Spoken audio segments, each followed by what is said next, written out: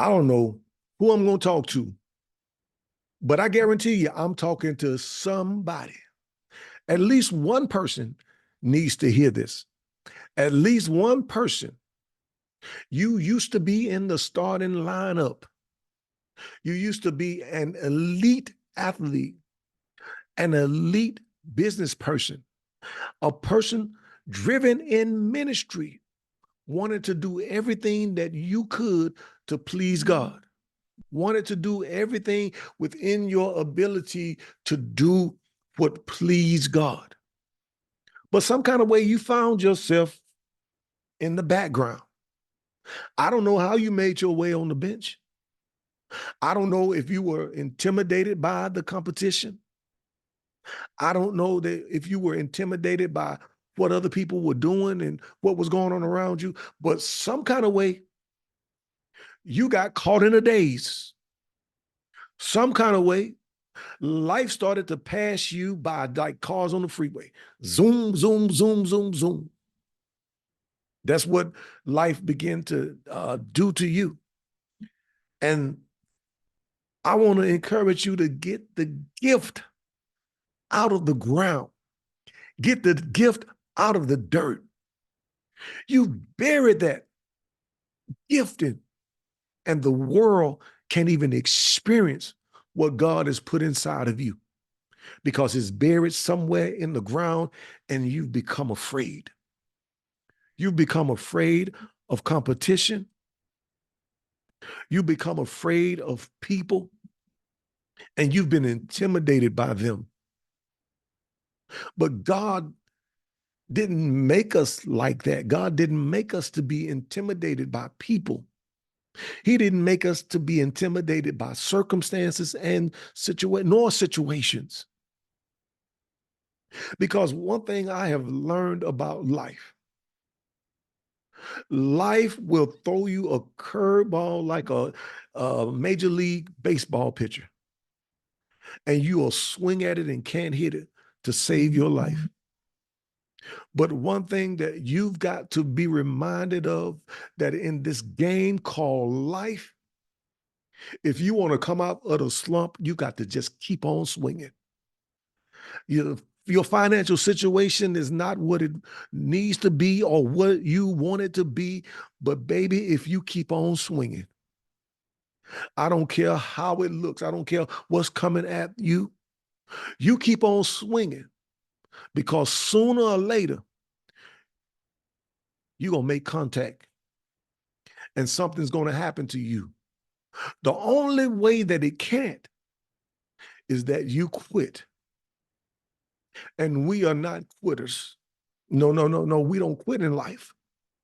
The Bible says, though you fall, you will not utterly be cast down.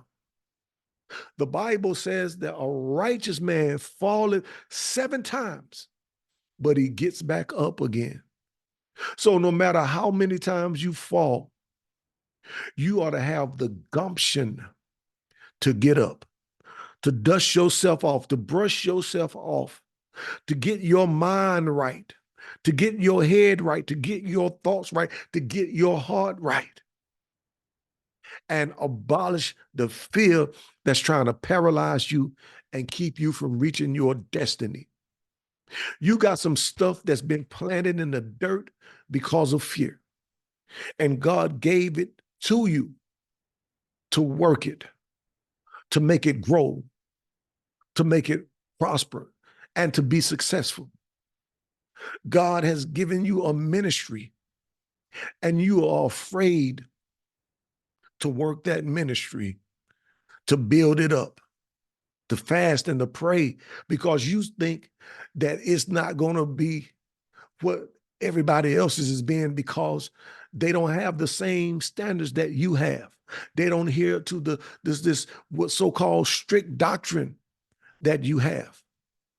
But let me tell you something, that if God has given you something, you best do something with that gift before God takes it away from you and he gives it to somebody else. If God has called you into the pastoralship, then you ought to be the best pastor that you know to be. And you already know what you need to do. You already know what has to be in that arsenal. You know you got to be committed and dedicated. And you just got to ask God for a vision. You've got to ask him to show you the vision. You've got to write the vision and you've got to make it plain.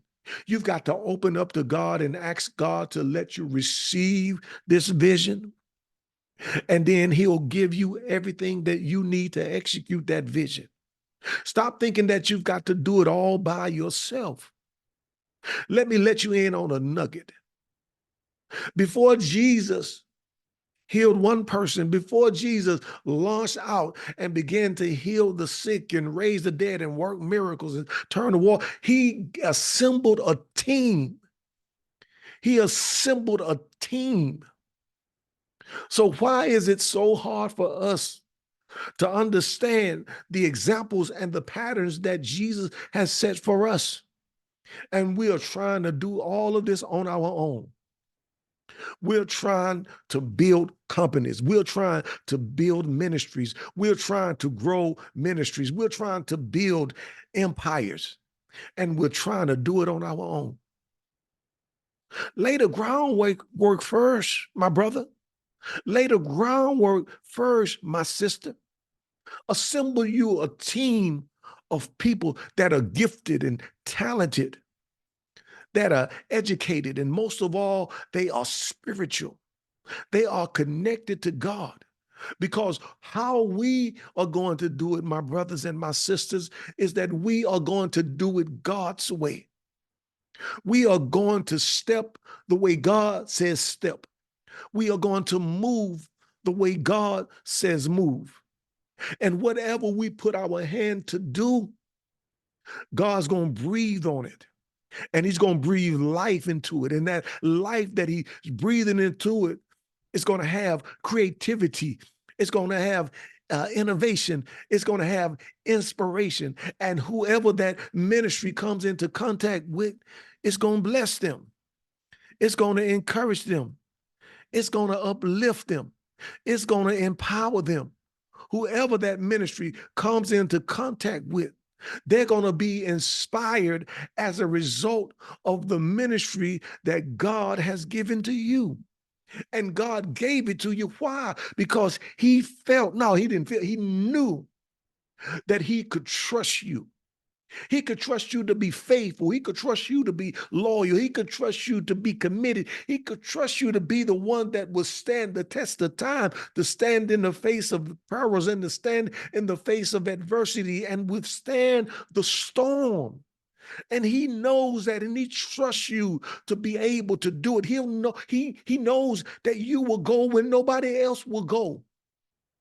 He knows that you will go when the conditions are unbearable. He knows that you will go when it's cold outside. Because some people, God has made them and they just been cut from a different cloth. Yeah, you know people that's just been cut from a different cloth, and we've seen them. I've seen them in my life. I had an uncle, and they was different. My uncle, his name was Smith Druid, and he was cut from a different cloth. I remember my brother's automobile had went down and it wasn't working, and it was snowing outside. It was freezing cold outside and snow was on the ground. But he was cut from a different cloth, and he went out there and he got my brother's car working. Or when all of that cold and all of that snow, cut from a different cloth. Cut from a different cloth. Most people would have said, wait till this snow melts, or wait till the temperature rises up to a certain level. Then I'll go out and then I'll get your car working. But because men like that from that particular time, they were cut from something different. They were made for something from something different. They approach life with an attitude. I believe that this generation has to have attitude, not the kind of attitude that allows you to be pushed around, that allows you to be a pushover, but have the attitude that I'm not going to let you bully me around. I refuse to let life intimidate me. I refuse to be fearful and afraid to make moves, to step to the next level, because I don't know what the next level holds for me. I refuse to be that person that will not go to the next level. I believe that I'm supposed to go to the next level. I believe that I'm supposed to experience the next level. I believe that I'm supposed to embrace the next level. But what's your mind? What's your mindset? What's your thought pattern? What's your attitude towards life? Are you that person that's just waiting for life to come and ambush you and exalt you, and you sit around and you do nothing? Or are you the one that's going to put on your fighting suit? You're going to armor up yourself, and you going and you looking for life. You looking for the next level. You're searching for your destiny so you can walk in it. You're searching for your destiny so that you can talk in it. You are expecting to win because you expect to win. That's my attitude. My attitude is expectancy. My attitude ain't this cream puff attitude that I allow life to push me around. I allow things in life to intimidate me going to the next level because I don't know what's going to happen to push me around. No, that's not how I'm built up. That's not how I'm constructed. God made me different. So I go when they don't want to go. See, we can find throughout the Bible all kinds of examples of people that talk the talk, but they don't really walk the walk. They don't live the life that they claim that they live, because there's a lot of people that are flyers and liars. They ain't living what they saying that they living. They ain't about that life. Some people say that they're hustlers and they're drug dealers and they're gangsters. But when you really find them in the midnight hours, they ain't walking like they say they walk. They ain't really gangsters for real. They ain't that for real. Huh? But see, when it's time for the rubber to meet the road, you'll find out just who's down, just who's 100, as these young people say. But for us that are next level minded, we're not going to allow a geography to hold us back, because I'm so committed to my neighborhood. I'm so committed to my hometown that I'm so committed to a zip code or an area code that I refuse to explore the options of this world and to see what this world has to offer me, the delicacies of this world to offer me. I refuse to just eat fried chicken and collard greens and pinto beans and cornbread when there's a whole smorgasbord that's in this life that I can experience and explore. I'm not going to allow my fear of flying to prevent me from jumping on an airplane and going to New York City to meet somebody for next level business exploration. I refuse to let fear paralyze me. How many of you have been paralyzed by your fear? You've been stuck on that same job for years and years and years, and they refuse to pay you what you are worth. Don't you know what you are worth?